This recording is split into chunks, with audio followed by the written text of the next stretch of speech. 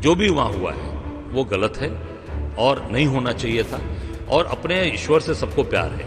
और मैंने कहा I love Mohammed, I love Baba Vishwanath, I love Ganesh ji, I love Hanuman ji, I love Mahavir, I love Gautam Buddha.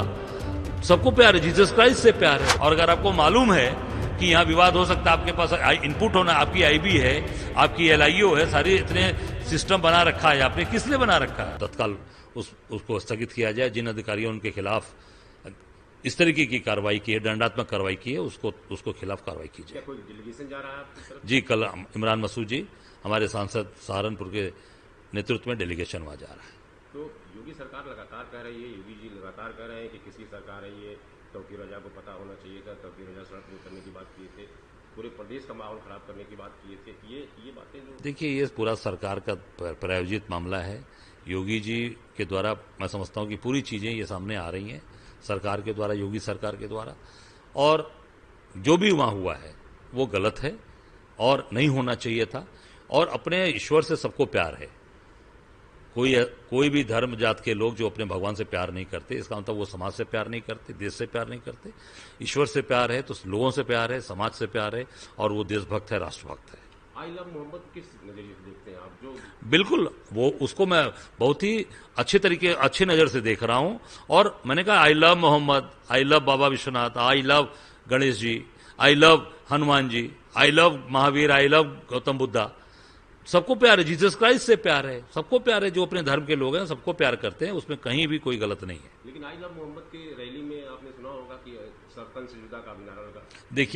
देखिए, ये तो पूरी तरीके से मैं फिर कहूं, ये गोदी मीडिया के द्वारा सारी चीजें आ रही हैं और पूरी तरीके से ये सरकार के द्वारा प्रायोजित है। ये जो माहौल खराब करने की बात है, ये सरकार द्वारा प्रायोजित? देखिए, अरे भाई, सरकार चाहती तो कैसे भीड़ इकट्ठा होने देने।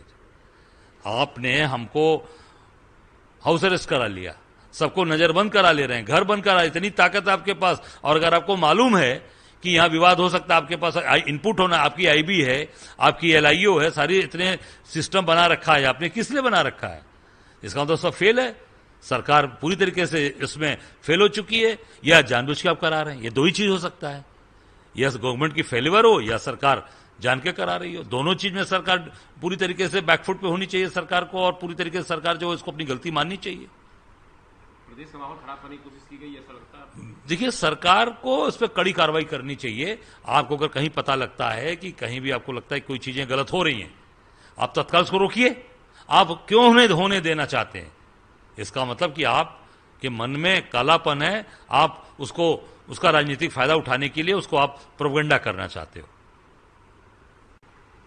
अध्यक्ष जी, बिहार चुनाव आयोग ने बिहार की फाइनल लिस्ट जारी कर दी आज वेबसाइट पे, क्या है पहली प्रतिक्रिया?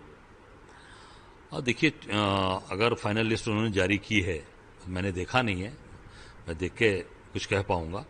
पर इतना निश्चित है कि जो नाम वहां पर अगर कटे थे वो नाम उसमें आ गए होंगे, क्योंकि माननीय सर्वोच्च न्यायालय का आदेश था कि वो आधार कार्ड को उसमें एक वैध माना जाए डॉक्यूमेंट, जिससे वोट डालने के लिए, वोटर लिस्ट के लिए। तो मुझे लगता है कि निश्चित तौर से माननीय सर्वोच्च न्यायालय का सम्मान और माननीय सर्वोच्च न्यायालय का आदेश का पालन जरूर चुनाव आयोग ने किया होगा।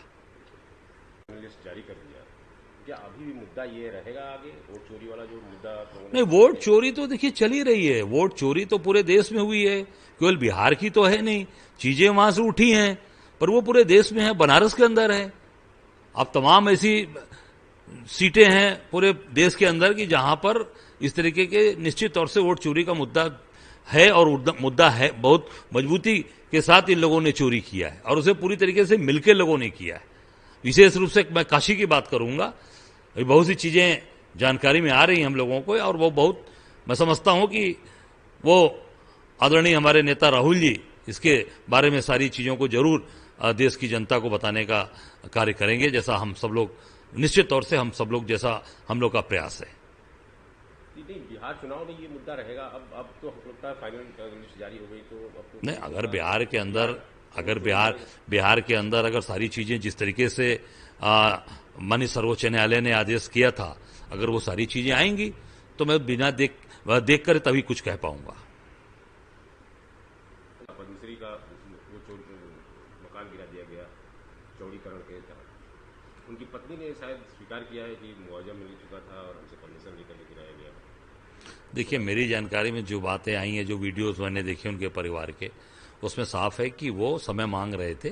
उनके यहाँ कोई शादी शायद है घर में, तो घर में शादी कोई भी है तो इतना इंसानियत, महीने भर में कोई ऐसी बात नहीं हो जाएगी कि कोई बहुत बड़ा काम रुक जा रहा है या कोई बहुत बड़ा विकास रुक रहा है या कोई कल कारखाना ऐसा बाहर से आया जो चला जाएगा।